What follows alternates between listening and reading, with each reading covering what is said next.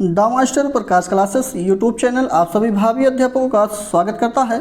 आप लोग हमारे साथ जो यूपी सुपर टेट के प्रैक्टिस सेट को सॉल्व कर रहे हैं, इसका ये अगला प्रैक्टिस सेट यहाँ पे हम लोग आज करने वाले हैं और इसमें भी 150 प्रश्नों को कवर करेंगे। साथ साथ एक सूचना है आप लोग का, आप लोग जो हमारे साथ प्रैक्टिस सेट कर रहे हैं उसका अलग अलग सब्जेक्ट वाइज जो है इसका प्रैक्टिस सेट स्टार्ट हो चुका है। क्यों, चलिए देख लेते हैं टाइम क्या है।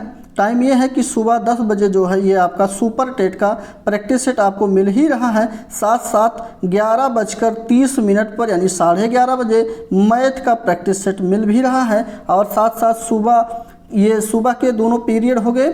शाम को जो आपकी क्लास आती है हिंदी का 7 बजे शाम को हिंदी का भी क्लास आपको अब मिलने वाला है जो है रेगुलर। और उसी के साथ 1 घंटे बाद 8 बजे आपका संस्कृत का भी क्लास जो है पूरे डिटेल के साथ देखने के लिए मिलेगा। तो ये आपके टाइम टेबल था जो क्लासें इस समय आपके सुपर टेट की चलाई जा रही हैं। तो यहाँ पे आप लोग बराबर देखिए और इसको जो है यहाँ से आपका काफ़ी हद तक फ़ायदा होने वाला है। तो हम लोग जो प्रैक्टिस सेट सॉल्व कर रहे हैं ये अरविंद पब्लिकेशन से लिया गया है। आप लोग पुस्तक भी खरीद कर इसको सॉल्व कर सकते हैं, अन्यथा कोई ज़रूरत नहीं है, हमारे द्वारा इसको सभी प्रश्नों को कराया ही जा रहा है। तो चलिए देख लेते हैं।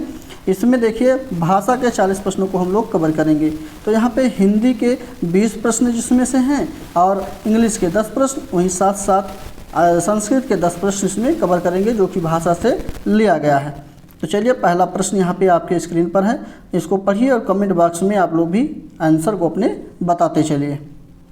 तो यहाँ पे द के बाद जो री स्वर आए अगर तो द किस में बदल जाता है ये बताना है। ता में बदल जाता है, द्रि में बदल जाता है, ना में बदल जाता है या फिर माँ में बदल जाता है। तो यहाँ पे ऑप्शन बहुत इजी है, अगर देखे होंगे आप लोग पढ़े होंगे तो यहाँ पे ऑप्शन नंबर आपका कौन सा सही होगा, तो बी बिल्कुल सही हो जाएगा। ठीक, चलिए। और कमेंट बॉक्स में आप लोग हमेशा सभी उत्तर का जो भी आपको आंसर पता हो फटाफट कमेंट बॉक्स में कमेंट करके ज़रूर बताएं। चलिए अगला प्रश्न ले लेते हैं। इसमें किसमें क्रियाबोधक कृत्य प्रत्यय जुड़ा हुआ है।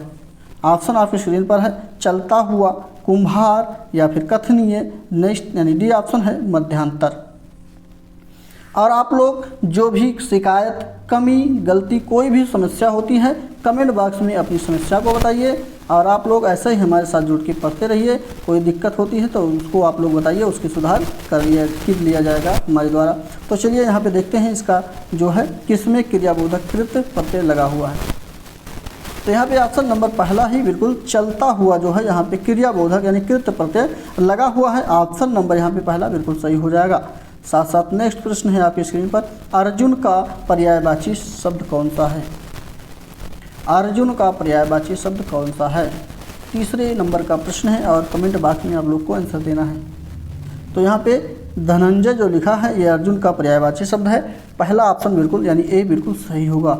नेक्स्ट है उपत्यका का विलोम शब्द क्या है।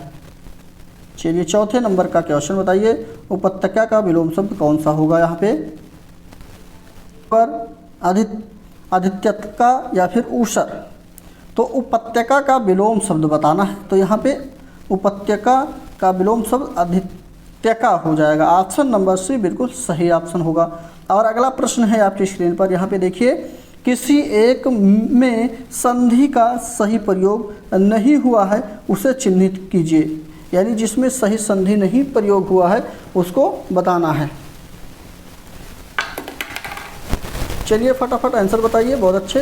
तो यहाँ पे आप लोग का ऑप्शन जो है वो पहला बिल्कुल सही हो जाएगा। यहाँ पे देखिए आश्चर्य में आस प्लस चर जो लिखा है ये बिल्कुल सही नहीं है, बाकी सभी यहाँ पे सही हो जाएगा। और अगर बात करते हैं इसका सही क्या होगा, तो यहाँ पे आश्चर्य में आपको ये जब बड़ा सा बीच में मिल जाता है तो ये विसर्ग में बदल जाता है, सभी को मालूम है। तो यहाँ पे इस प्रकार से होगा, आह प्लस चर्य क्या हो जाएगा, आह प्लस चर्य होगा, तब ये सही होगा। क्योंकि यहाँ पे श लिख गया है इसलिए ये गलत हो जाएगा। और इसी के साथ नेक्स्ट प्रश्न में बढ़ चलते हैं। अगला प्रश्न है आपके स्क्रीन पर, तद्भव शब्द कौन सा है। तद्भव शब्द कौन सा है, चलिए बताइए ऑप्शन आप लोग का। यहाँ पे चोंच, चूर्ण, चंद्रिका और सकट लिखा हुआ है, यहाँ पे तद्भव बताना है।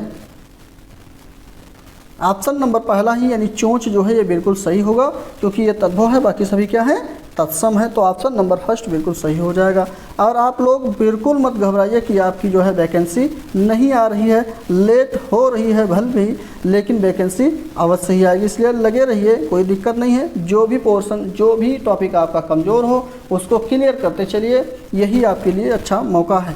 और अगर पढ़ाई नहीं करेंगे, बीच में छोड़ देंगे कि इंतज़ार करेंगे जब वैकेंसी आएगी, जब नोटिफिकेशन आएगा तब तैयारी करेंगे, तो वही लोग का परीक्षा में जो है हो नहीं पाता है। ये ध्यान रखिए, जो परमानेंट बने रहते हैं, लगातार रेगुलर प्रैक्टिस सेट या पढ़ाई करते रहते हैं, उन्हीं का सिलेक्शन हो पाता है, ध्यान रखिएगा।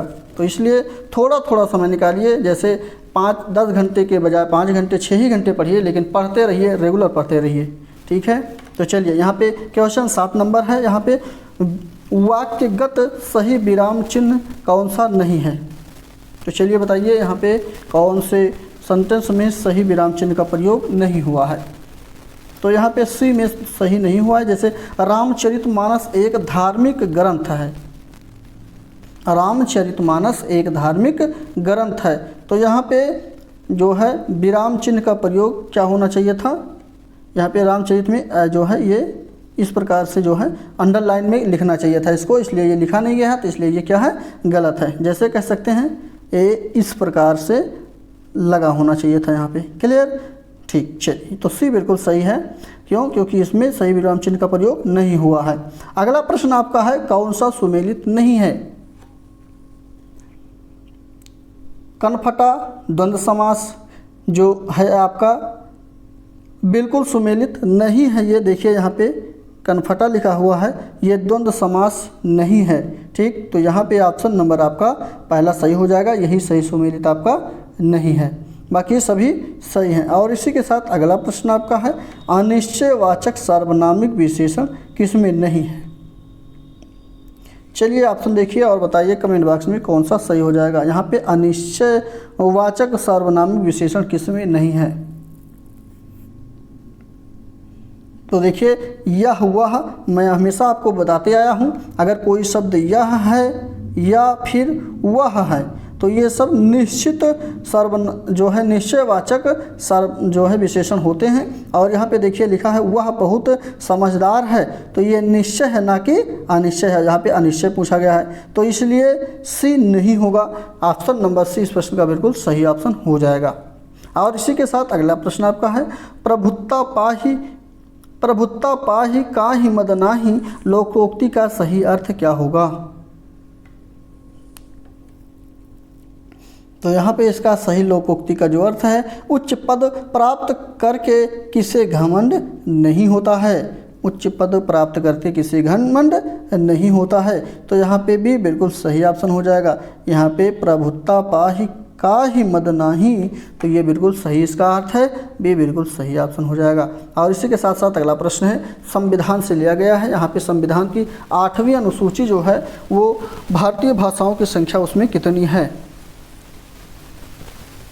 मूल संविधान की बात किया होता तो 24 भाषाएं जो हैं इसमें जिक्र की गई थी, लेकिन यहाँ पे आपका जो है मूल संविधान से कोई तात्पर्य नहीं है, इसलिए यहाँ पे 22 भाषाएं वर्तमान में हो गई हैं। और ऑप्शन नंबर सी 22 भाषाएं जो है संविधान अनुसूची 8वीं में सम्मिलित की गई हैं। 15वीं भाषा आपकी जो है 21वीं संविधान संशोधन के तहत सिंधी को जोड़ा गया था, ये ध्यान रखिएगा। साथ साथ संविधान संशोधन होते गए और भाषाओं की संख्या होकर कितनी हो गई? 22 हो गई। और मूल संविधान में कितनी थी? 14 थी, क्लियर। तो ऑप्शन नंबर सी इसका बिल्कुल सही ऑप्शन होगा। अगला प्रश्न है आपका कि संयुक्त व्यंजन कौन सा है? संयुक्त व्यंजन कौन सा है? चलिए बताइए, क्वेश्चन अच्छा है आपका। यानी कि 2 वर्णों के जो मेल से व्यंजन बना हुआ है उसे के संयुक्त व्यंजन कहा जाता है। तो यहाँ पे 12वीं का ऑप्शन नंबर डी ज्ञा जो है ये संयुक्त व्यंजन का आपका उदाहरण होगा। इसमें जा लगा हुआ है और यहाँ पे प्लस में इस प्रकार से इया भी लगा हुआ है, तो ज्ञा बन गया है। ऑप्शन नंबर डी बिल्कुल सही ऑप्शन हो जाएगा, क्लियर। चलिए बढ़ चलते हैं अगले प्रश्न पे। और अगला प्रश्न आपका है, महत्व शब्द में कौन सी संज्ञा है? जातिवाचक, व्यक्तिवाचक, भाववाचक, द्रव्यवाचक। तो यहाँ पे भाव है, महत्व क्या होता है, भाव होता है। ऑप्शन नंबर सी बिल्कुल सही ऑप्शन हो जाएगा। और अगला प्रश्न आपका है कौन सा शब्द स्त्रीलिंग है, स्त्रीलिंग कौन सा है।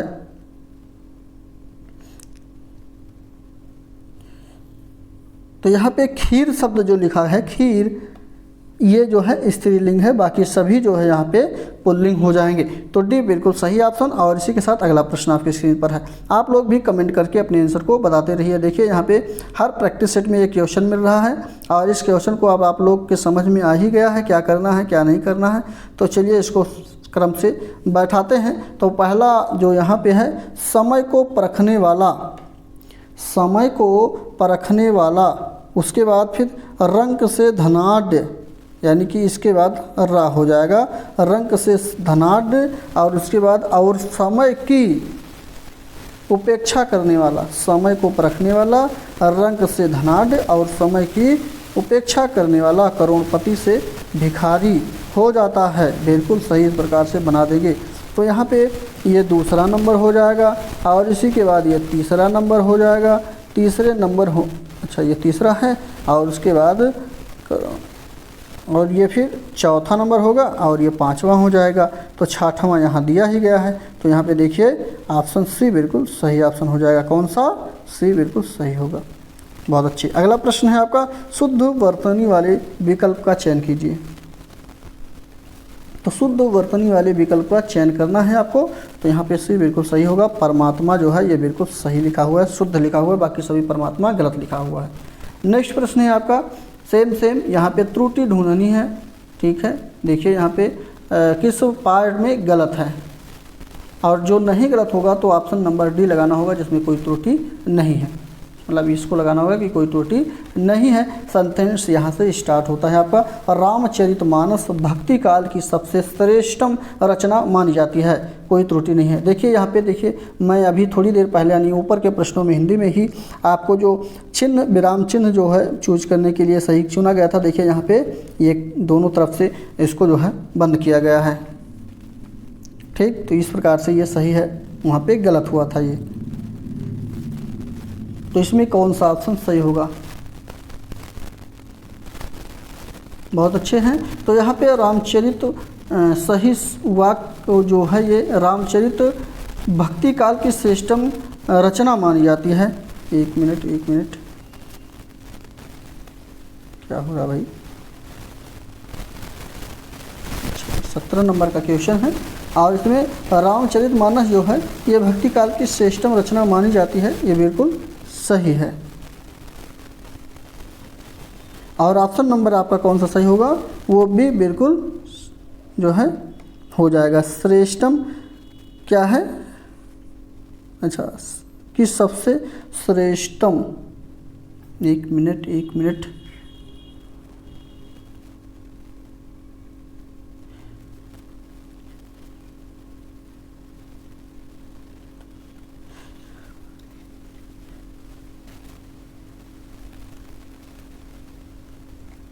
अच्छा एक मिनट, यहाँ पे देखिए कुछ कन्फ्यूजन भरा। रामचरितमानस भक्ति काल की सबसे श्रेष्ठतम रचना मानी जाती है, ये बिल्कुल सही लग रहा है हमको। तो यहाँ पे कोई त्रुटि नहीं है, डी ऑप्शन इसमें मारिएगा। एक किस रामचरित भक्ति काल की सबसे श्रेष्ठतम, एक मिनट, हाँ ठीक है। देखिए जब श्रेष्ठतम हो गई तो सबसे यहाँ आने की ज़रूरत नहीं हो जाएगी। क्यों, यहाँ देखिए त्रुटि है, जब ये श्रेष्ठ खुद कह रहा है तो यहाँ सबसे क्या आने की ज़रूरत है, तो ये जो है नहीं होना चाहिए, इसलिए बी वाले में त्रुटि है। देखिए यहाँ पे त्रुटि है, इसकी ज़रूरत यहाँ पे नहीं मिलेगी, मतलब नहीं होना चाहिए था, इसलिए ऑप्शन नंबर भी बिल्कुल सही हो जाएगा।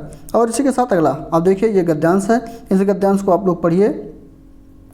छोटी छोटी बारीकी अगर नहीं पढ़ पाएंगे, शब्दों को कहाँ यूज करना है कहाँ नहीं यूज करना, कहाँ कौन सा शब्द नहीं लगेगा कहाँ कौन सा शब्द लगेगा, तो आप लोग गलत कर देंगे। जैसे देखिए यहाँ पे थोड़ा कन्फ्यूजन हो गया था, लेकिन कोई दिक्कत नहीं है, उसका भी ऑप्शन सही था।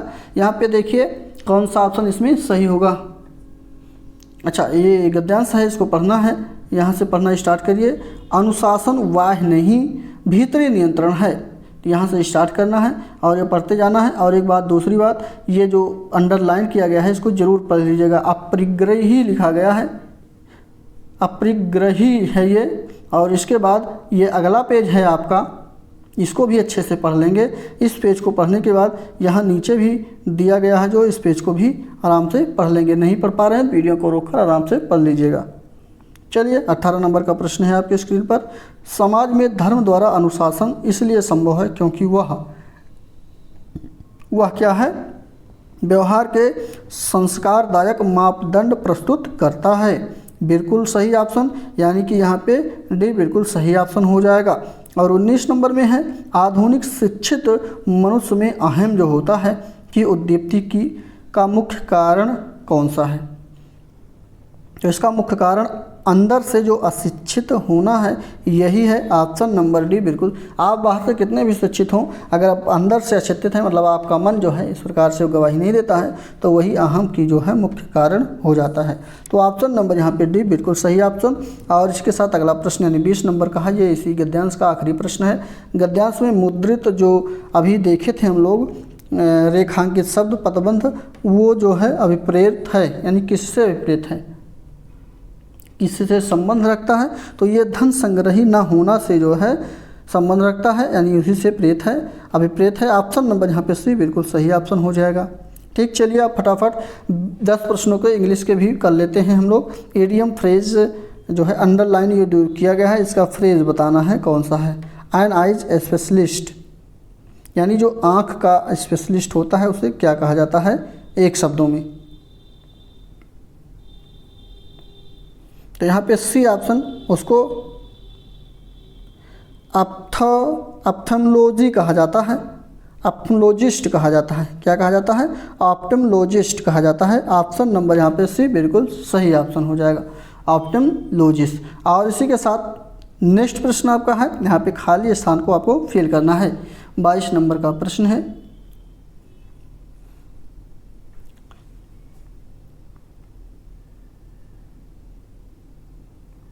तो यहाँ पे ऑप्शन नंबर जो होगा, ये देखिए यहाँ पे मेनी का प्रयोग होगा, यानी ऑप्शन नंबर भी बिल्कुल सही ऑप्शन। और प्लूरल के साथ हमेशा मेनी का प्रयोग भी, मतलब जो प्लूरल काउंटेबल नाउन होते हैं उनके साथ जो है हमेशा मेनी का प्रयोग होता है, इसलिए ऑप्शन नंबर बी बिल्कुल सही ऑप्शन होगा। और इसी के साथ नेक्स्ट प्रश्न है, choose the synonyms of given word, यानी इस शब्द का सिनोनिम आपको बताना है। 45 का सिनोनिम क्या हो जाएगा?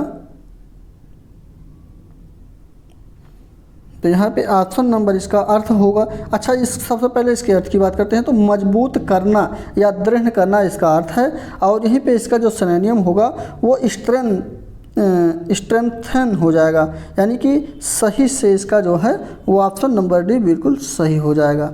और इसी के साथ नेक्स्ट प्रश्न आपका है, यहाँ पे देखिए एरर आपको कौन से पार्ट में है ये ढूंढना है। बहुत अच्छे, तो चलिए पढ़ते हैं, यहाँ से स्टार्ट करना है। तो ऑप्शन नंबर इसका जो सही हो जाएगा वो बी ऑप्शन सही होगा। बी किस लिए सही होगा? तो यहाँ पे देखिए फूल फ्यू अनवेरी कस्टमर, तो यहाँ पे फूल ए फ्यू होना चाहिए था, ए फ्यू होना चाहिए था, फूल ए फ्यू, ना कि फ्यू केवल। तो यहाँ पे इसके साथ में ए लगेगा। ऑप्शन नंबर यहीं पे बी गलत है, ठीक, तो इसलिए ये भी बिल्कुल सही ऑप्शन। और इसी के साथ अगला प्रश्न है आपका, choose the antonym of the following given word, मतलब आपको जो यहाँ पे दिया गया है इसका शब्द का विलोम शब्द बताना है।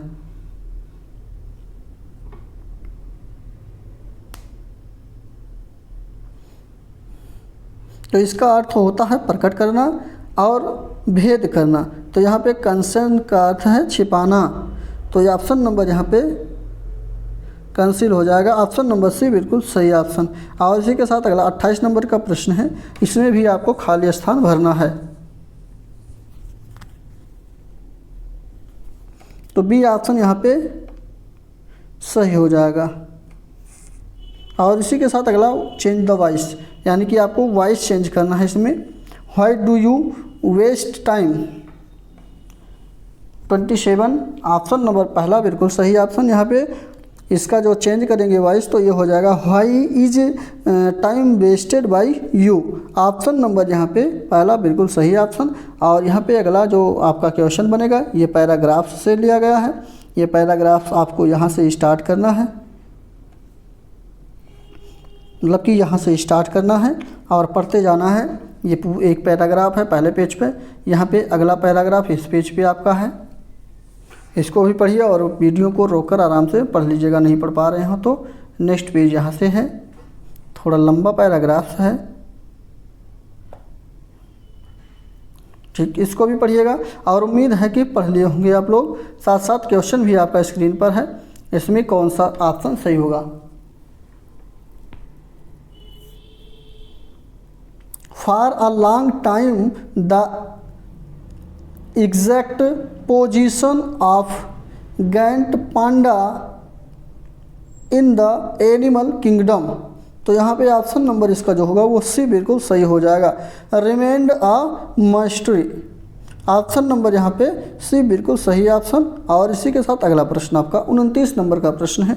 29 नंबर के प्रश्न में कौन सा ऑप्शन सही होगा, तो यहाँ पर भी सी बिल्कुल सही ऑप्शन। यहाँ पे 2 species of giant panda, option number C बिल्कुल सही ऑप्शन। और इसी के साथ अगला प्रश्न 30 नंबर का प्रश्न है यहाँ पे, owing to the grid feeding habits of pandas, तो यहाँ पे ऑप्शन नंबर बी बिल्कुल सही ऑप्शन हो जाएगा इसका, ठीक। तो यहाँ पे बी ऑप्शन सही होने के साथ इंग्लिश के 10 प्रश्नों को हम लोग कवर कर चुके हैं। आपके कितने प्रश्न बने हैं उसको देख लीजिएगा। अगला है 31 नंबर से 32 नंबर का, यहाँ पे संस्कृत का आपका प्रश्न स्टार्ट होता है। 31 यहाँ से स्टार्ट होता है आपका संस्कृत का, लेकिन संस्कृत का ये 2 क्वेश्चन यानी 31 और 32 नंबर का, यहाँ पे ये जो है पद्यांश है, इसको आप लोग पढ़ेंगे, यानी श्लोक है ये, इसको पढ़ लीजिएगा अच्छे से और ऑप्शन को 31-32 नंबर के प्रश्नों को बताना है। उम्मीद है पढ़ लिए होंगे। चलिए 32 नंबर प्रश्न पे 31 नंबर पे चलते हैं। सबसे पहले सर्वधनम प्रधानम किम धनम अस्ति, तो यहाँ पे ऑप्शन नंबर 31 नंबर का जो सही है वो पहला ही सही हो जाएगा, विद्याम। ऑप्शन नंबर पहला बिल्कुल सही ऑप्शन, यानी कि सब धन से जो श्रेष्ठ या सबसे अच्छा धर्म है वो कौन सा धन है, विद्या का धन है। अगला प्रश्न है चौर किम ना आहार्यम, तो ऑप्शन नंबर यहाँ पे 32 नंबर का जो सही हो जाएगा वो बी बिल्कुल सही ऑप्शन हो जाएगा, विद्या धनम, ऑप्शन नंबर बी बिल्कुल सही ऑप्शन। तो यहाँ पे नेक्स्ट प्रश्न आपका स्टार्ट होता है और ये प्रश्न है रामः प्लस इच्छित का संधि विच्छेद क्या है। 33 नंबर के प्रश्न पे चलते हैं, तो ऑप्शन नंबर पहला बिल्कुल सही ऑप्शन, यहाँ पे राम इच्छिता बिल्कुल सही ऑप्शन हो जाएगा इसका संधि विच्छेद। नेक्स्ट प्रश्न है, चलिए इसके ऑप्शन को बताइए कमेंट करके कौन सा ऑप्शन सही हो जाएगा यहाँ पे। तो यहाँ पे सी ऑप्शन बिल्कुल सही हो जाएगा, समास विग्रह इसका इस प्रकार से होगा। अगला प्रश्न है आपके स्क्रीन पर, यहाँ पे देखिए इंद्र का पर्यायवाची शब्द कौन सा नहीं है, तो इंद्र का पर्यायवाची जो नहीं है वो रमेश है, ऑप्शन नंबर भी बिल्कुल सही ऑप्शन हो जाएगा। क्यों, क्योंकि रमेश जो है ये विष्णु का जो है पर्यायवाची होता है, किसका, विष्णु का पर्यायवाची होता है।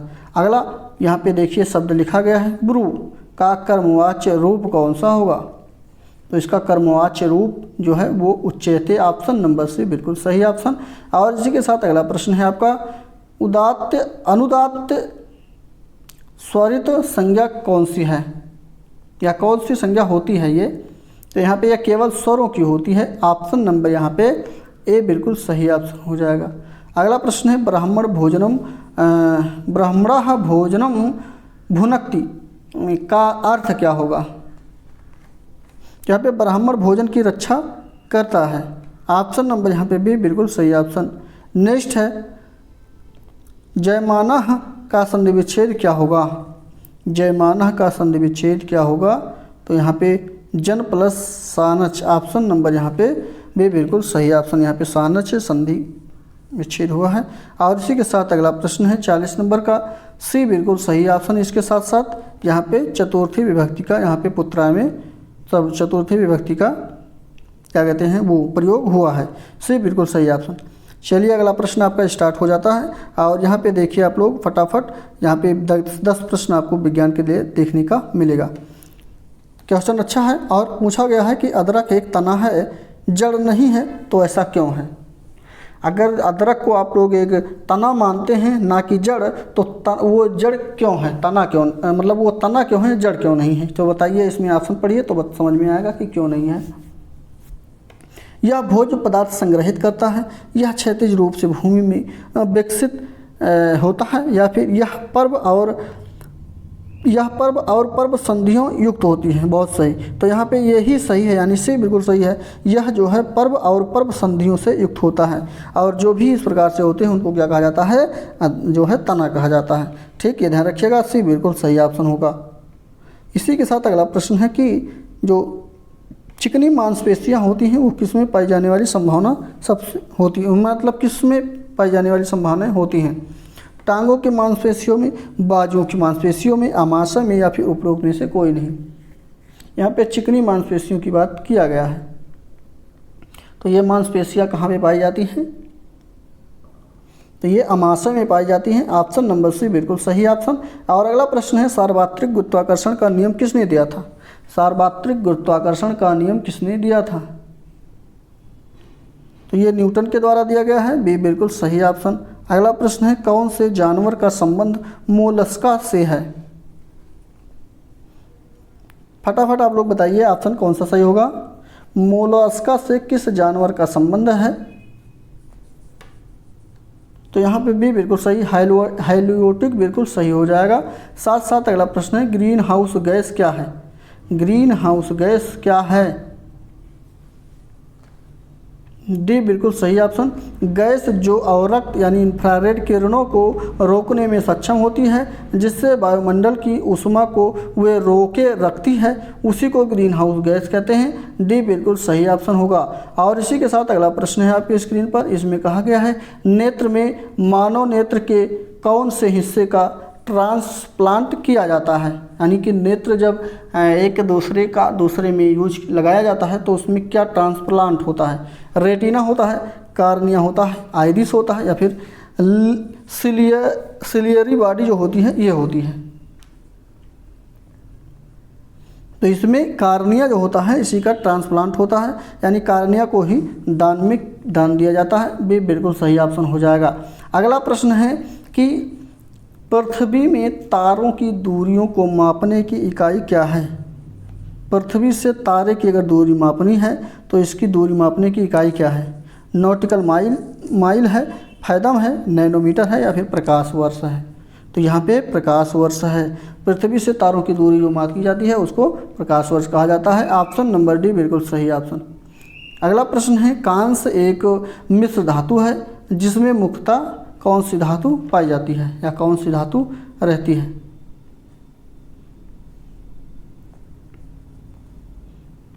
बहुत अच्छा क्वेश्चन।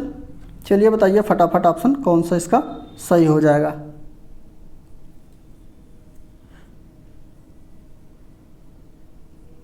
अड़तालीस नंबर में जो कांस्य में मिश्र धातु पाई जाती है वो तांबा पाई जाती है। ऑप्शन नंबर यहाँ पे पहला बिल्कुल सही ऑप्शन हो जाएगा। ठीक, ध्यान रखिएगा। तांबा जो है उसका संकेत जो होता है वो Cu होता है, और साथ साथ ये 88% जो है इसमें यूज इसका होता है।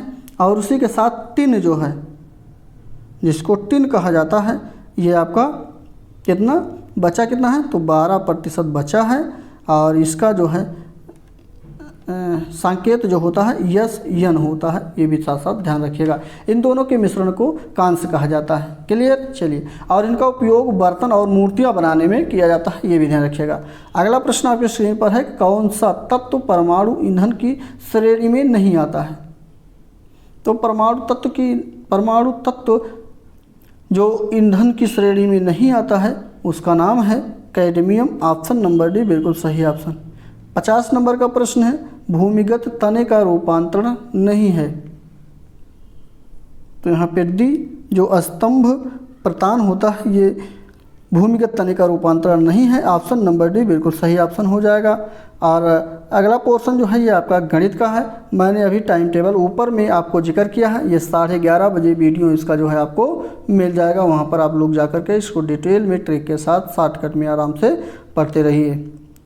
चलिए हम लोग इसको स्किप करने के बाद अगला पोर्शन जो आपका स्टार्ट होता है वो आपका पर्यावरण से संबंधित है, यानी पर्यावरण यहाँ स्टार्ट हो गया। देखिए पर्यावरण, सामाजिक अध्ययन, साथ साथ सामाजिक सामान्य ज्ञान के साथ करंट अफेयर के भी प्रश्नों को हम लोग कवर करेंगे। और इसमें कितने प्रश्न देखने वाले हैं हम लोग? 40 प्रश्नों को कवर करेंगे।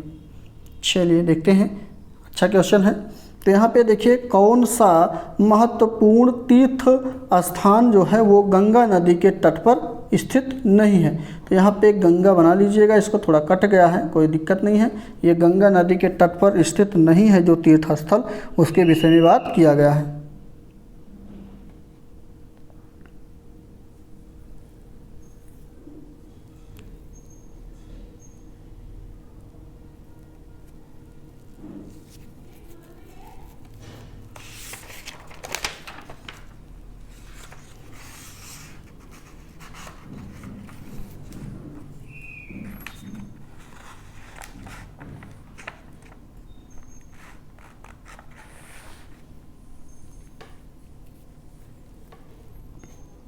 ये ऑप्शन नंबर डी मथुरा जो है ये गंगा नदी पर नहीं होकर के ये किस पे है?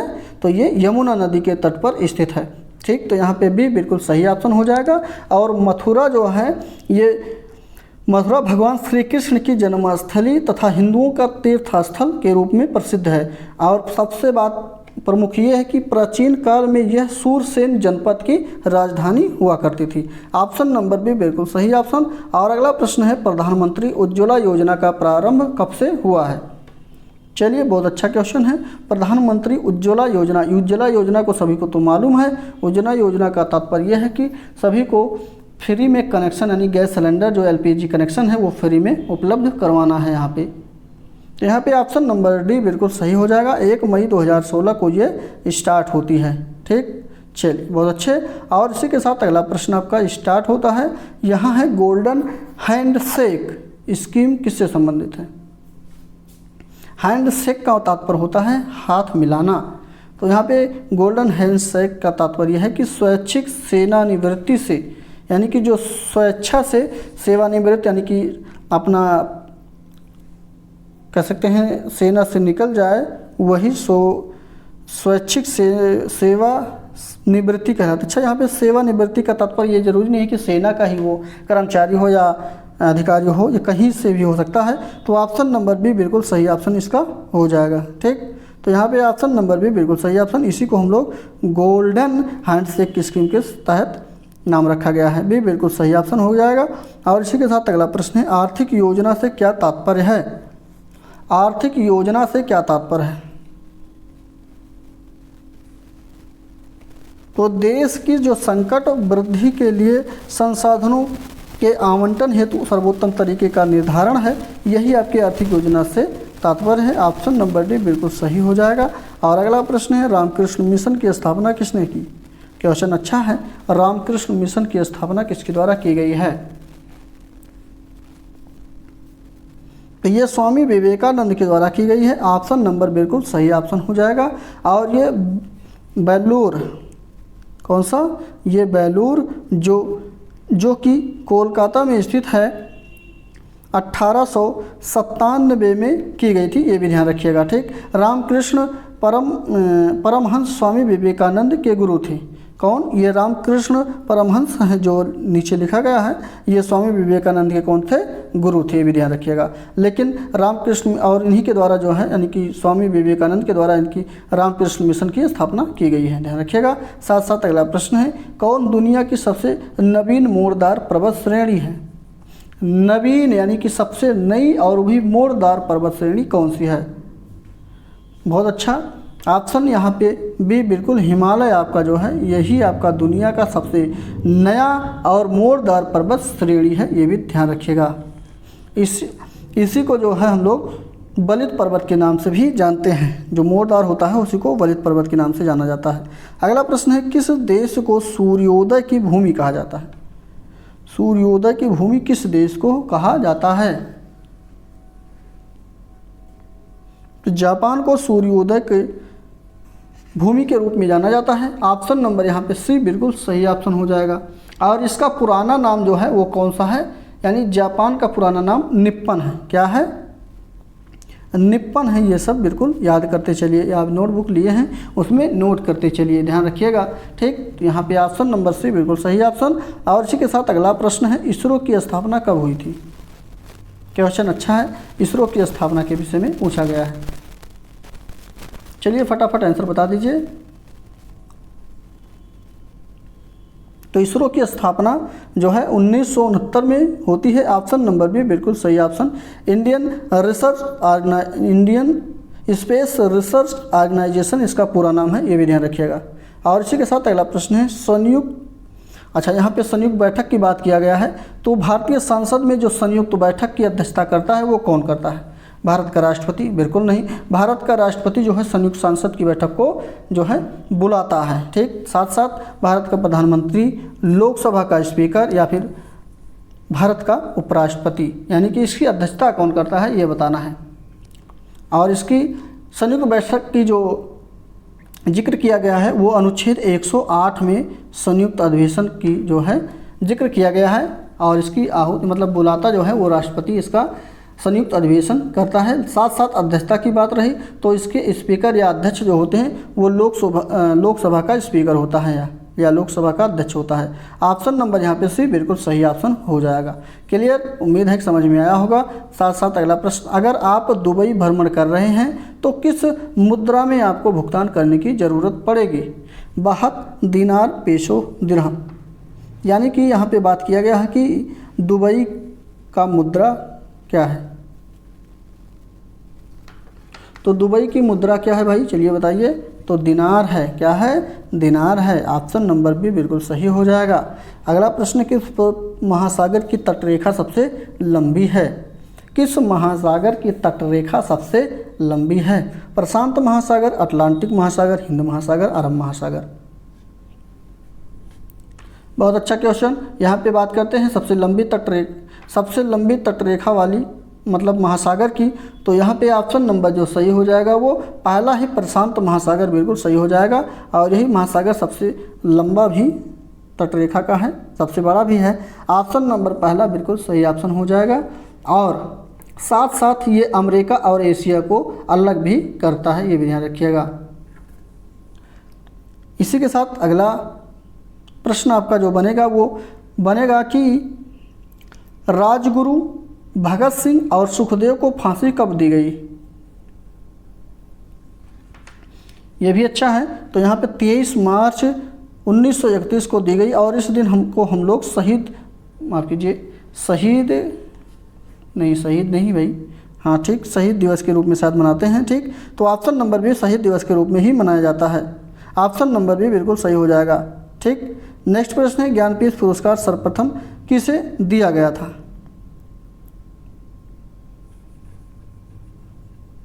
ज्ञानपीठ पुरस्कार सर्वप्रथम किसे दिया गया था? तो ये जी शंकर क्रूप को दिया गया था। ऑप्शन नंबर यहाँ पे पहला बिल्कुल सही ऑप्शन। और यह मलयालम भाषा के लिए इनको दिया गया था, ये भी ध्यान रखिएगा। अगला प्रश्न आपका है, राष्ट्रीय मानवाधिकार आयोग का गठन कब किया गया? राष्ट्रीय मानवाधिकार आयोग का गठन, यहाँ पे राष्ट्रीय की बात किया गया है ना कि अंतर्राष्ट्रीय का। तो यहाँ पे पहला ही ऑप्शन यहाँ पे सही हो जाएगा। 1993 में इसका गठन किया गया था इस आयोग का। ऑप्शन नंबर पहला बिल्कुल सही। नेक्स्ट है 1860-61 ईस्वी में बंगाल में जो नील विद्रोह पर आधारित मशहूर नाटक नील दर्पण लिखा गया था, उसके लेखक कौन हैं? यानी नील दर्पण के लेखक कौन हैं? तो नील दर्पण के लेखक दीनबंधु मित्र हैं। ऑप्शन नंबर डी बिल्कुल सही ऑप्शन इसका हो जाएगा। इन्हीं के द्वारा ये लिखा गया है। और अगला प्रश्न आपका स्क्रीन पर है, इसमें वर्ष 2011 की जनगणना के अनुसार भारत का लिंगानुपात क्या था? तो यहाँ पे 943, ऑप्शन नंबर भी बिल्कुल सही ऑप्शन। यहाँ पे पुरुषों की अपेक्षा महिलाओं की जो संख्या थी वो 943 थी। और इसी के साथ अगला प्रश्न है, नाबार्ड का पूरा नाम क्या है?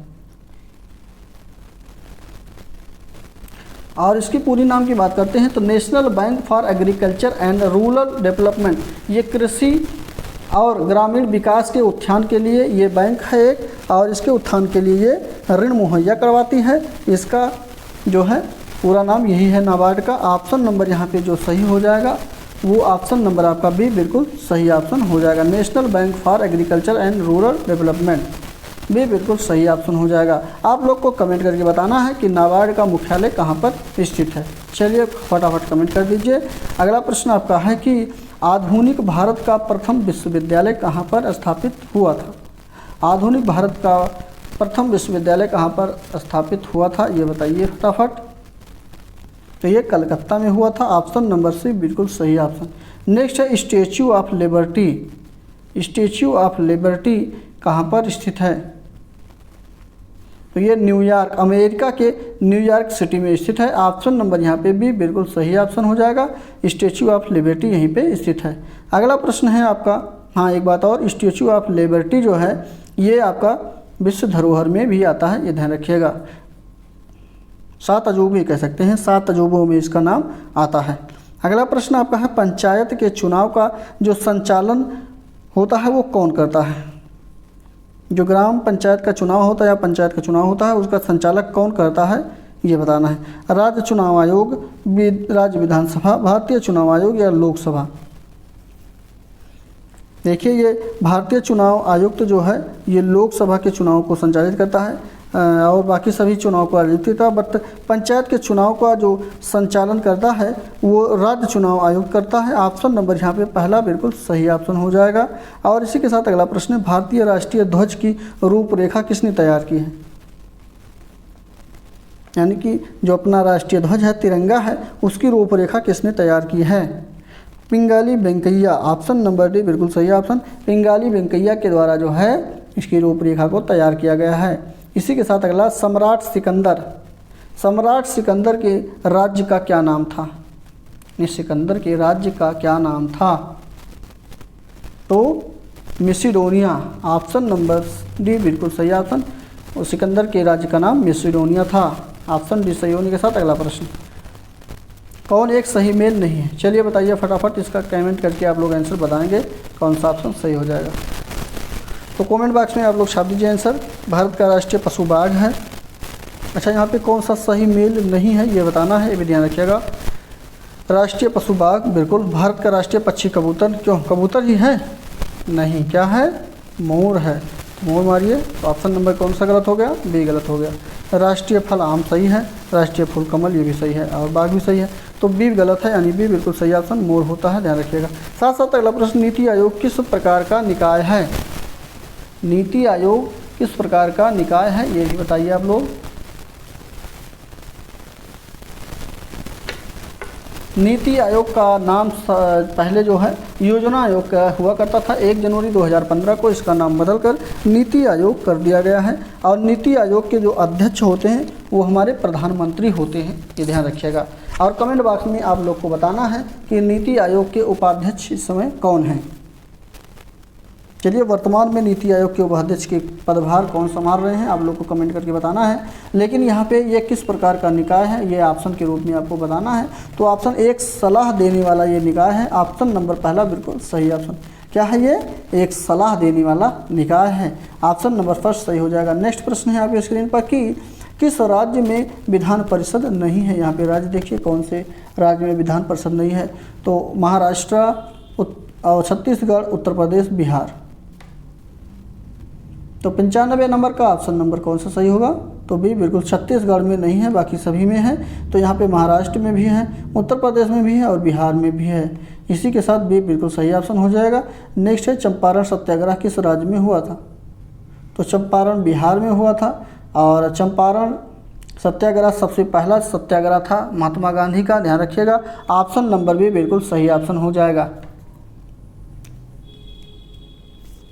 और इसी के साथ अगला प्रश्न है कि कौन सा युग्म एक सही मेल नहीं है, यानी कि युग्मों का कौन सा मेल सही नहीं है। चलिए यहाँ पे देख लेते हैं, उम्मीद है कि आपको दिख रहा होगा।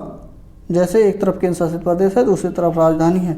तो अंडमान और निकोबार द्वीप समूह जो है इसके राजधानी पोर्ट ब्लेयर है, ये बिल्कुल सही है।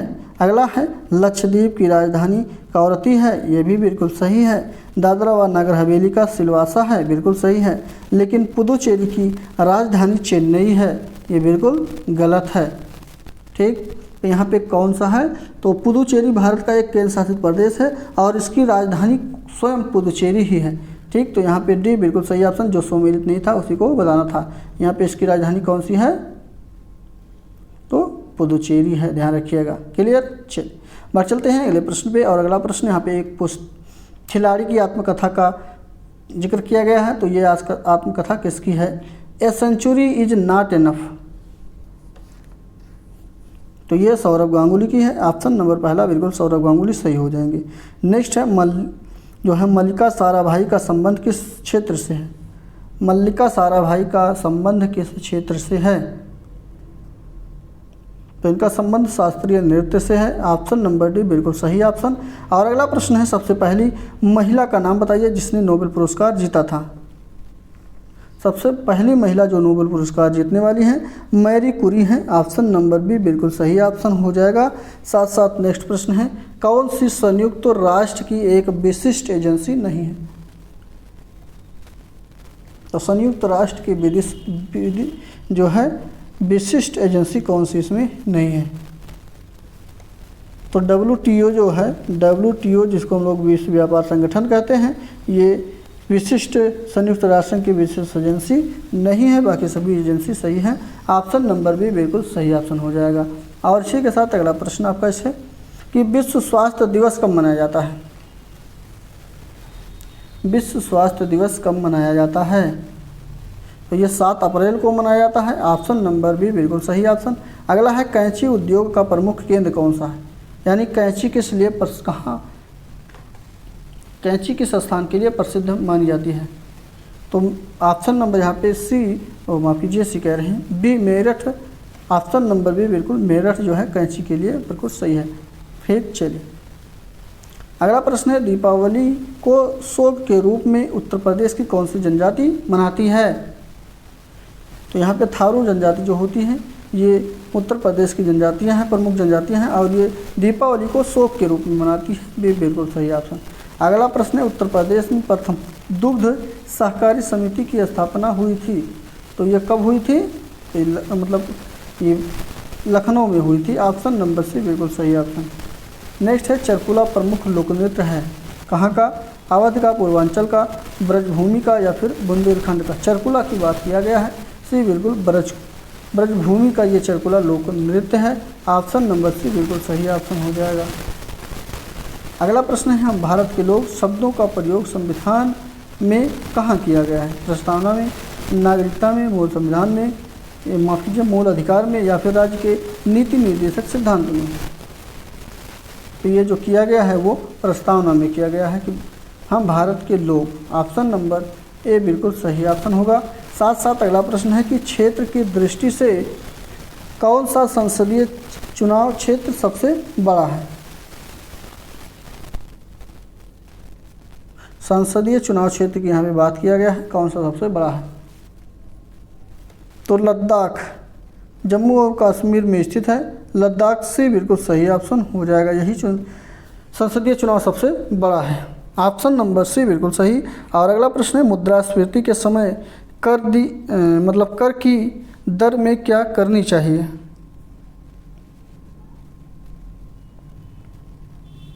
तो कर की दर में वृद्धि कर देनी चाहिए। ऑप्शन नंबर ए बिल्कुल सही हो जाएगा। अगला प्रश्न है, अशोक ने जो संपूर्ण भारत में बौद्ध धर्म का प्रचार किया था वो किस माध्यम से किया था। बौद्ध भिक्षु बनकर, युद्ध करके, त्रिरत्नों की शिक्षा दे करके या फिर धम्म मात्रों को भेज करके।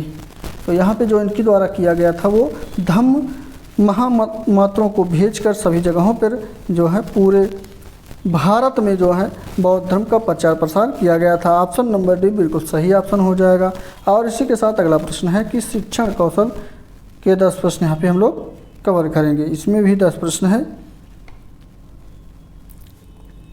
और पहले ही प्रश्न यानी 111 नंबर में है कि किस सूत्र का संबंध आगमन विधि से है। आगमन विधि किससे संबंधित है, तो सी बिल्कुल विशिष्ट से जो सामान्य की ओर है ये आगमन विधि है। ऑप्शन नंबर सी बिल्कुल सही ऑप्शन। दूसरी बात, अगर आपका सामान्य से विशिष्ट की ओर दिया होता तो ये बिल्कुल गलत होता, ये कोई जो है अधिगम नहीं है या शिक्षण सूत्र नहीं, शिक्षण विधि नहीं है, तो ये बिल्कुल सही ऑप्शन सी सही हो जाएगा, विशिष्ट से सामान्य की ओर। और इसी के साथ अगला प्रश्न है, एक प्रभावशाली संप्रेषण जिसको संचार भी कह सकते हैं हम लोग में आप क्या अपेक्षा नहीं रखते हैं। आकर्षक व्यक्तित्व, विषय वस्तु पर अधिकार, वाक पद्धति में परिवर्तन या फिर सटीक हाव भाव। तो यहाँ पे आकर्षक व्यक्तित्व जो भी है यही आपका संचार से कोई अपेक्षा नहीं है। ऑप्शन नंबर आप पहला बिल्कुल सही हो जाएगा। ठीक, नेक्स्ट प्रश्न है, यदि छात्र को आपकी भाषा समझ में नहीं आ रही है तो आप क्या करेंगे। जैसे आप कोई क्लास में पढ़ा रहे हैं एक अध्यापक के रूप में और आपकी भाषा को क्लास में स्टूडेंट या छात्र नहीं समझ पा रहे हैं तो आप उस समय क्या करेंगे। बहुत अच्छा क्वेश्चन है। चलिए फटाफट आप लोग के लिए इम्पोर्टेंट है। इसमें सामग्री को सरल बनाएंगे, बिल्कुल सही है। आप उन्हें संकेत भी दे देंगे, बिल्कुल सही है। आपको चाहिए कि छात्रों को बार बार शंकाओं के समाधान हेतु प्रश्न पूछने के लिए कहते रहना, ये भी सही है। तो यहाँ पे डी यानी उपरोक्त, तो बिल्कुल डी ऑप्शन उपरोक्त सभी सही हो जाएगा। और अगला प्रश्न है कि छात्र विषय अध्ययन के स्थान पर प्रश्न पूछे जाने से अधिक सीखते हैं, यह कथन किसका है। यहाँ से स्टार्ट है, छात्र विषय अध्ययन के स्थान पर प्रश्न पूछे जाने से अधिक सीखते हैं, ये कथन किस महान मनोवैज्ञानिक का है। तो ये रूसो का है। ऑप्शन नंबर यहाँ पे सी बिल्कुल सही ऑप्शन। और अगला है दृश्य सामग्री क्या है, यानी देख सकने वाली सामग्री क्या है जिसको हम लोग अपनी आंखों से देखते हैं। तो यहाँ पे ये चित्र या चार्ट है। ऑप्शन नंबर यहाँ पे पहला बिल्कुल सही ऑप्शन हो जाएगा। एक मिनट चित्र, टीवी, टेप रिकॉर्डर, ये सभी 115 का ये थोड़ा कन्फ्यूजन भरा है भाई, क्यों टीवी को हम लोग नहीं देख सकते, टीवी भी तो होना चाहिए था। और यहाँ पे टेप रिकॉर्डर भी है। देखिए यहाँ पे अगर पढ़ाई सामग्री की बात करते तो टीवी यहाँ पे नहीं आएगा, इसलिए इसको नहीं लेंगे। और ये तो होगा ही नहीं, उपरोक्त सभी तो होगा ही नहीं, क्योंकि यहाँ पे ये अलग हो जा रहा है, इसलिए पहला ही आप लोग मानेंगे। क्लास यानी कक्षा में अगर आप लोग बैठे हैं तो चार्ट जो होगा उस चित्र को आप लोग स्पष्ट देख पाएंगे। ठीक, तो ये दृश्य सामग्री है, यानी पहला ही ऑप्शन सही हो जाएगा। क्लियर। चल नेक्स्ट प्रश्न आपका है कि उस पुस्तक का नाम बताइए जिसमें टालेमी ने प्रक्षेपों का वर्णन किया था। तो टालेमी के द्वारा जो प्रक्षेपों का वर्णन किया गया था उसका नाम है जियोग्राफिया। ऑप्शन नंबर भी बिल्कुल सही ऑप्शन क्या है, जियोग्राफिया है। नेक्स्ट, शिक्षण सूत्र का प्रभाव किस पर पड़ता है। जो शिक्षण सूत्र है ये किसका मतलब प्रभाव इसका किस पर पड़ता है, तो ये शिक्षण पर पड़ता है, शिक्षा पर पड़ता है। ऑप्शन नंबर यहाँ पे जो है डी बिल्कुल सही ऑप्शन हो जाएगा। साथ साथ अगला प्रश्न है, एक ही मानचित्र पर नगरीय एवं ग्रामीण जनसंख्या को एक साथ प्रदर्शित करने के लिए कौन सी विधि सबसे अच्छी मानी जाती है।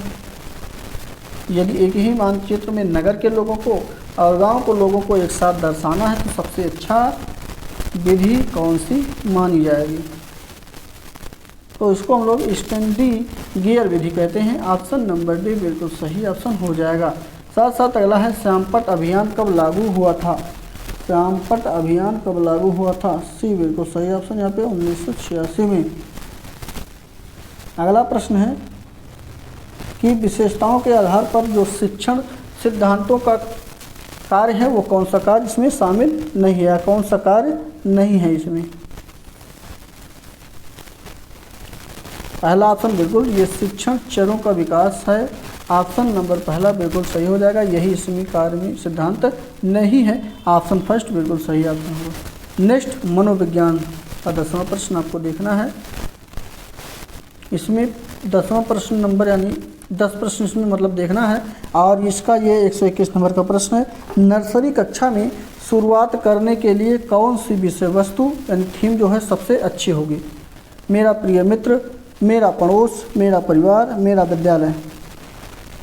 तो सबसे अच्छी जो है यहाँ पे मेरा परिवार है, सी बिल्कुल सही ऑप्शन। देखिएगा यहाँ पे जब भी बच्चा स्कूल स्टार्ट करता है तो सबसे पहले कौन साथ देता है उसका, या विषय वस्तु सबसे अच्छी कौन होती है उसकी, परिवार होता है। परिवार में सबसे अच्छी बात करते हैं तो कौन होता है, तो माँ होती है। ऑप्शन नंबर सी बिल्कुल सही हो जाएगा। और अगला प्रश्न है, प्रयोगात्मक विधि को सर्वप्रथम प्रस्तावित किया गया है। प्रयोगात्मक विधि को सबसे पहले किसके द्वारा प्रस्तावित किया गया। चलिए ऑप्शन बताइए, कमेंट बॉक्स में आप लोग बताइए फटाफट। तो यहाँ पे ऑप्शन नंबर जो इसका सही होगा 122 का, वो ऑप्शन नंबर सी बिल्कुल सही ऑप्शन हो जाएगा। ठीक, चलिए। और हाँ, आप लोग जो है शुरुआत में क्लासों को देखिए, आप लोग का जो है अब हो सकता है कि हम देखते चलें कि कितने लोग देख रहे हैं, नाम भी आप लोग का जिक्र किया जाएगा कि कौन कौन हमसे जुड़कर पढ़ाई कर रहे हैं, क्योंकि कुछ हमारे साथी हैं, स्टूडेंट हैं जो बराबर कंटिन्यू हमारी वीडियो को देख रहे हैं, हमसे जुड़े हुए हैं, तो उनका जो है थोड़ा मनोबल हमारे द्वारा ही बढ़ाया जाएगा। और आप लोग भी ऐसे ही देखते रहिए, और वीडियो को लाइक शेयर सब्सक्राइब नहीं किए हैं तो फटाफट कर लीजिए। अब आप लोग का भी हमारे द्वारा आपका मनोबल भी बढ़ाया जाएगा कि आपकी जो है पढ़ाई बराबर रेगुलर चलती रहे। ठीक, तो यहाँ पे सी बिल्कुल सही ऑप्शन हो जाएगा। और इसी के साथ अगला प्रश्न आपका है, बालक का चिंतन किसके द्वारा प्रदर्शित नहीं होता है? तो बालक का चिंतन किसके द्वारा प्रदर्शित नहीं होता है? तो ये व्यक्तित्ववाद जहाँ पर होती है यहाँ पे नहीं प्रदर्शित होता है। ऑप्शन नंबर डी बिल्कुल सही हो जाएगा। और सभी जगहों पर, एक मिनट, क्या बात है, हाँ ठीक है, जैसे आत्म केंद्रितता हो गया, सजीववादिता हो गया, या फिर यथार्थवादिता हो गया, इसमें होता है, बट व्यक्तित्ववादिता में नहीं होता है। ऑप्शन नंबर डी बिल्कुल सही होने के साथ साथ नेक्स्ट प्रश्न आपके है, बहुत अच्छा क्वेश्चन है। यहाँ पे देखिए, जो विकृति लिखावट से संबंधित लिखने की योग्यता में कमी जो है किसका लक्षण, एक लक्षण है, मतलब यदि बालक लिखने में प्रॉब्लम आती है या लिख नहीं पाता है तो वो किससे लक्षण से वो संबंधित है? तो ये डिस्ग्राफिया से संबंधित है। ऑप्शन नंबर यहाँ पे पहला बिल्कुल यानी ए बिल्कुल सही हो जाएगा, डिस्ग्राफिया बिल्कुल सही हो जाएगा। और यदि उसको कैलकुलेशन या गणित का समस्या होती है, कैलकुलेशन नहीं कर पाता है, कोई भी समस्या होती है मैथ में, तो वो किससे संबंधित होगा? तो डिसकैलकुलिया से वो संबंधित होगा, ये ध्यान रखिएगा। और वहीं पे बात करते हैं पठन विकार, यानी कोई चीज़ पढ़ने में दिक्कत आती है, बार बार नहीं पढ़ पाता है उसको, तो वहाँ पे डिसलेक्सिया से वो ग्रसित हो जाएगा। लेकिन यहाँ पे लिखने से संबंधित बात किया गया है, तो पहला ऑप्शन डिस्ग्राफिया बिल्कुल सही हो जाएगा। और इसी के साथ साथ अगला प्रश्न आपका है, जब बच्चे एक अवधारणा को सीखते हैं और उनका प्रयोग करते हैं तो अभ्यास उनके द्वारा की जाने वाली त्रुटियों को कम करने में मदद करता है। यह विचार किसके द्वारा दिया गया है? तो पहला ऑप्शन बिल्कुल सही, E.L. थॉर्नडाइक के द्वारा यह विचार दिया गया है। ऑप्शन नंबर फर्स्ट बिल्कुल सही ऑप्शन हो जाएगा।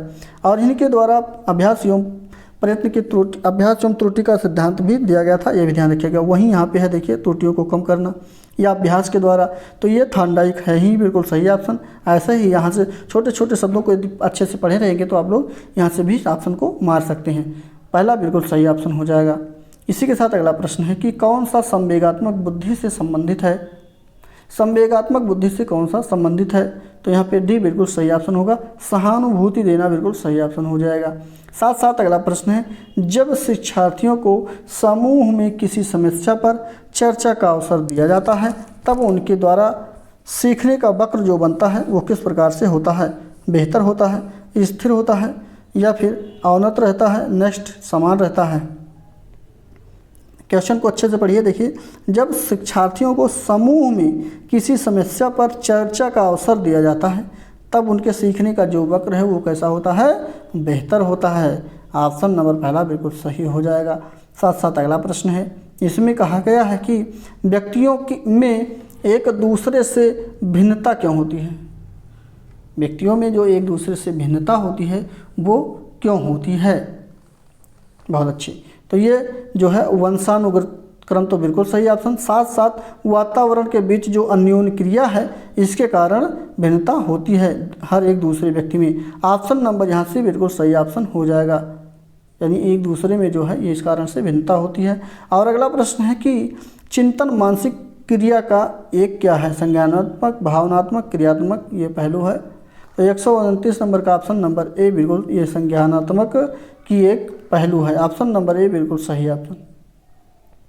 और अगला प्रश्न है कि संज्ञान किस वृद्धि के सिद्धांत का हिस्सा है? संज्ञान किस वृद्धि के सिद्धांत का हिस्सा है? तो ये जो हिस्सा है वो ऑप्शन नंबर डी बिल्कुल सही ऑप्शन, ये फ्लूइड एवं क्रिस्टलाइज्ड सिद्धांत का हिस्सा है। ऑप्शन नंबर डी बिल्कुल सही हो जाएगा। देखिए यहाँ पे रीजनिंग का 5 क्वेश्चन यहाँ पे है। आप लोग को मालूम होगा कि रीजनिंग जो है जल्द ही आपको वीडियो मिलेगा, हम ऑप्शन बता दे रहे हैं, आप लोग देखिए, मिलान करिए, पढ़िए, और जल्द ही हमारे सर के द्वारा इसका भी डिटेल आपको पढ़ाया जाएगा। 131 नंबर का प्रश्न जो है उसका ऑप्शन नंबर सी बिल्कुल सही हो जाएगा। और 132 की बात करते हैं तो 132 में जो सही होगा वो पहला बिल्कुल सही हो जाएगा। नेक्स्ट 133 पे चलते हैं, और 133 नंबर में ऑप्शन नंबर जो है वो सी, मौसी बिल्कुल इस ऑप्शन में आएगा। और सी ऑप्शन के साथ यहाँ पे देखिए ये कथन निष्कर्ष का क्वेश्चन है, यहाँ पे कथन लिखा गया हुआ है और ये 2 निष्कर्ष है, इसको पढ़िए और ऑप्शन बताइए कौन सा सही हो जाएगा। यहाँ पे डी बिल्कुल सही होगा, निष्कर्ष 1 और 2 दोनों निकल रहे हैं, डी बिल्कुल सही होगा। साथ साथ अगला है 135 नंबर का प्रश्न, इसमें ऑप्शन नंबर सी बिल्कुल सही हो जाएगा। यहाँ पे 18, 25 और 32 का ये अनुपात बनेगा। ठीक, चलिए, ये सभी समान है। अगला प्रश्न यहाँ से जो स्टार्ट होगा ये कंप्यूटर का यानी सूचना तकनीकी के 5 प्रश्न हैं। इसमें कंप्यूटर के भागों को जोड़ने वाला जो मुख्य सर्किट होता है वो कौन सा होता है? कीबोर्ड, मदरबोर्ड, कंट्रोल बोर्ड या इनमें से कोई नहीं? तो कौन सा होता है? चलिए फटाफट बताइए। तो यहाँ पे मदरबोर्ड होता है। ऑप्शन नंबर यहाँ पे बी बिल्कुल सही हो जाएगा। अगला प्रश्न आपका कौन सा वेब ब्राउज़र एप्लीकेशन सॉफ्टवेयर है? कौन सा वेब ब्राउज़र एप्लीकेशन सॉफ्टवेयर है?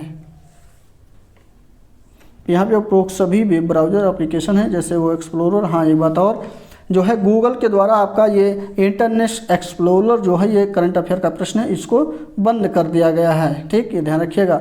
मोजिला फायरफैक्स है, ये भी सही है। सफारी, ये सभी सही है।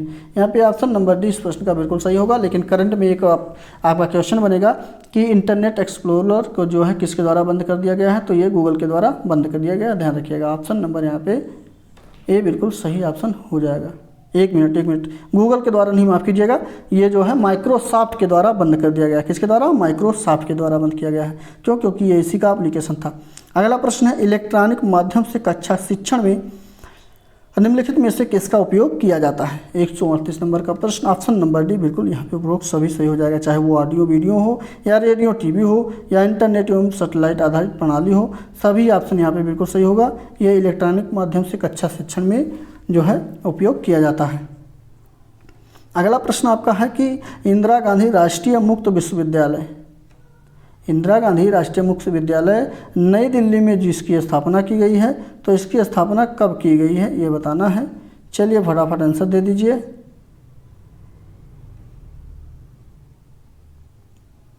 क्वेश्चन अच्छा है। ऑप्शन नंबर डी बिल्कुल सही हो जाएगा। 1985 में इसकी स्थापना की गई थी। और इसी के साथ अगला, पूरे डॉक्यूमेंट को सेलेक्ट करने के लिए, ध्यान दीजिएगा, यानी सभी को सेलेक्ट करने के लिए किसका प्रयोग किया जाता है? यहाँ पे कंट्रोल ए दबाएंगे तो सारा जितना मैटर आपके स्क्रीन पर होगा सारा सेलेक्ट हो जाएगा। यानी होगा तो, नहीं होगा तो भी सब ये कंट्रोल ए दबाने पर सारा सेलेक्ट हो जाएगा। ऑप्शन नंबर भी बिल्कुल सही ऑप्शन। और यही कहा भी गया, देखिए यहाँ पे पूरे डॉक्यूमेंट को सेलेक्ट करने के लिए किसका प्रयोग किया जाता है? तो कंट्रोल ए। ऑप्शन नंबर भी बिल्कुल सही ऑप्शन हो जाएगा। 10 प्रश्न यहाँ पे आपका जीवन कौशल और प्रबंधन के साथ साथ अभिव्यक्ति के भी 10 प्रश्नों को हम लोग कवर करने वाले हैं। तो चलिए फटाफट 10 प्रश्न इसको भी देख लेते हैं, कोई दिक्कत नहीं है। जीवन कौशल में सम्मिलित कौन सा नहीं होता है? तो जीवन कौशल में यानी कि जीवन के प्रति सीखना जो होता है, कौशल का तात्पर्य सीखना ही है। तो यहाँ पे आत्मज्ञान बिल्कुल सही है। प्रभावी संप्रेषण ये भी सही है। रचनात्मक सोच ये भी सही है। लेकिन यहाँ पे देखिए रोजगार प्राप्ति, जब रोजगार प्राप्ति आपको हो जाएगी तो इसमें आप सीखेंगे, रोजगार में लग जाएंगे। तो यहाँ पे ऑप्शन नंबर डी बिल्कुल सही ऑप्शन हो जाएगा। जैसे आप मान लीजिए भाई अभी जो है आप पढ़ाई कर रहे हैं, नौकरी नहीं मिली है, तो आप पढ़ाई कर रहे हैं मतलब कुछ ना कुछ सीख ही रहे हैं। लेकिन जब आपकी नौकरी लग जाएगी तो क्या आप तब भी कुछ ना कुछ मतलब कह सकते हैं पढ़ाई करेंगे या इसी तरह से पढ़ाई करेंगे? नहीं करेंगे ना। तो यही है चीज़, जब रोजगार की प्राप्ति हो जाती है तो वहाँ पे जीवन कौशल समाप्त हो जाता है, मतलब उसे सम्मिलित नहीं रहता है। क्लियर? चलिए साथ साथ नेक्स्ट 42 नंबर का प्रश्न है 142 का। इसमें ऐसी भावना जो देश के सभी नागरिकों को संगठित होने के लिए प्रेरणा देती है। तो राष्ट्रीय एकता बिल्कुल सही है। यहाँ पे राष्ट्रीय एकता ही तो होगा। ऑप्शन नंबर पहला बिल्कुल सही ऑप्शन है। और पढ़ने की ही ज़रूरत नहीं है। तो बी सही होने के साथ मतलब ए सही होने के साथ 142 का सही हो जाएगा। अगला प्रश्न है कि विद्यार्थियों को दिए जाने वाले सामूहिक दंड, जो विद्यार्थियों को सामूहिक दंड दिए जाते हैं, इसकी हानि क्या है? तो इसकी यानी है विद्रोह की भावना पैदा कर सकते हैं सभी विद्यार्थी, कुंठाग्रस्त भी हो सकते हैं, साथ साथ नकारात्मक विचारों की अभिवृत्ति भी उनमें हो सकती है। इसलिए उपरोक्त सभी सही हो जाएगा। इसलिए सामूहिक दंड बिल्कुल नहीं देना चाहिए। ऑप्शन नंबर यहाँ पे डी बिल्कुल सही ऑप्शन हो जाएगा। और इसी के साथ अगला प्रश्न है, यहाँ पे व्यावसायिक जो नैतिकता में नैतिकता के मुद्दे उत्पन्न होते हैं जब कोई संगठन अथवा संस्था सांस्कृतिक अथवा कानूनी मामले में क्या करे, विरोध नामक मानक लागू करा दे या फिर सापेक्ष मानक लागू करा दे, नेक्स्ट कोई विशेष मानकों का महत्व ना हो या फिर अनेक मानक लागू करवा दे। तो इसका ऑप्शन नंबर पहला ही सही हो जाएगा। जब विरोध मानक लागू करा दे, मानक लागू करे, तब ये जो है मामले होते हैं। तो ऑप्शन नंबर पहला बिल्कुल सही ऑप्शन हो जाएगा। और इसी के साथ अगला प्रश्न है आपका कि कौन सी अभिवृत्ति जो है मापन की प्रत्यक्ष विधि है। मापन की प्रत्यक्ष विधि कौन सी है ये बताना है। तो यहाँ पे सी ऑप्शन आपका सही हो जाएगा, चाहे वो लिकर्ट हो या फिर थर्स्ट अभिन्नत मापनी हो, सी बिल्कुल सही ऑप्शन हो जाएगा। लिकर्ट अभिवृत्ति मापनी और थर्स्टन अभिवृत्ति मापनी, तो यहाँ पे सी ए और बी दोनों सही हो जाएगा। अगला प्रश्न है, एक शिक्षक होने के नाते असामाजिक लोगों के साथ आपका व्यवहार कैसा होगा। यदि आप एक शिक्षक हैं तो जो असामाजिक लोग हैं उनके साथ आपका व्यवहार किस प्रकार से होना चाहिए। यहाँ पे ऑप्शन नंबर बी बिल्कुल सही हो जाएगा, सुधारात्मक के रूप में, कि उनको कैसे सुधारा जाए। ऑप्शन नंबर बी बिल्कुल सही ऑप्शन हो जाएगा। साथ साथ नेक्स्ट प्रश्न है कि प्रेरणा, ध्यान दीजिएगा ये कथन है, प्रेरणा छात्र में रुचि उत्पन्न करने की कला है। ये किसका कथन है। बहुत अच्छा, ये थॉमसन का कथन है और ये इम्पॉर्टेंट भी है, बिल्कुल इसको नोट करके रखिए। ऑप्शन नंबर यहाँ पे भी बिल्कुल थॉमसन सही हो जाएंगे। और इसी के साथ अगला प्रश्न है, कौन से विद्वान हैं, वह कौन से विद्वान हैं जो व्यावसायिक नैतिकता के उद्देश्यों से सहमत नहीं थे। तो इनका नाम है Milton Friedman. Option number D बिल्कुल सही ऑप्शन, मिल्टन फ्रीडमैन इनका नाम है। और अगला प्रश्न है इसी के साथ नेक्स्ट है कि शिक्षा विधि आसान बनाने के लिए किन तरीकों का प्रयोग किया जाता है। शिक्षा विधि आसान बनाने के लिए किन तरीकों का प्रयोग किया जाता है। नाटक एवं चित्रकला, आदर्श मॉडल और नमूने, चार्ट और मानचित्र या उपरोक्त सभी। तो यहाँ पे उपरोक्त सभी आपका सही हो जाएगा। ठीक, ध्यान रखिएगा, ये बिल्कुल सही ऑप्शन होगा। और इसी के साथ अगला प्रश्न है और ये इस प्रैक्टिस सेट का आखिरी प्रश्न है। इसमें मैकडूगल के अनुसार मूल प्रवृत्तियों में जो जिज्ञासा है इसका संबंध कौन से संवेग से जुड़ा हुआ है या कौन से संवेग से है। चलिए कमेंट करके बताइए। जिज्ञासा का तात्पर्य है आश्चर्य से। ऑप्शन नंबर सी बिल्कुल सही ऑप्शन यहाँ पे होगा। और यहाँ पे हम लोग सभी 150 प्रश्नों को कवर कर लिए हैं। आप लोग कमेंट करके बताइएगा कितने प्रश्न आपके सही बने हैं। और ऐसे ही हमारे साथ जुड़े रहिए। जो भी नए साथी हमारे हैं, वीडियो को लाइक से सब्सक्राइब अभी तक नहीं किए हैं तो फटाफट कर लीजिए। और आप लोग को मैंने पहले ही टाइम ड्यूरेशन बता दिया है, उसी के अकॉर्डिंग आप लोग का समय समय पर वीडियो आता रहेगा और आप लोग देखते रहिए। तो चलिए ऐसे ही हमारे साथ बने रहिए। मिलते हैं अगले प्रैक्टिस के साथ, तब तक के लिए बहुत बहुत धन्यवाद।